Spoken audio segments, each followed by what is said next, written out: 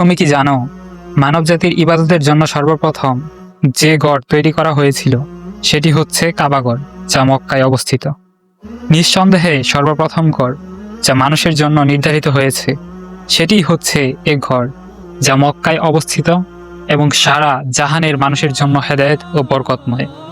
সূরা আল ইমরান আয়াত ৯৬। এই গড়টি শুধু মুসলিমের জন্য নয়, এটি মানবজাতির জন্য দিশারি।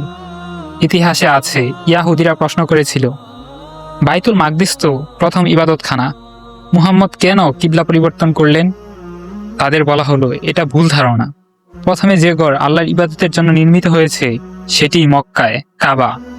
এটি বরকতময় পথ প্রদর্শক এবং মানব জাতির জন্য সবার দিকে আলোর মতো উজ্জ্বল।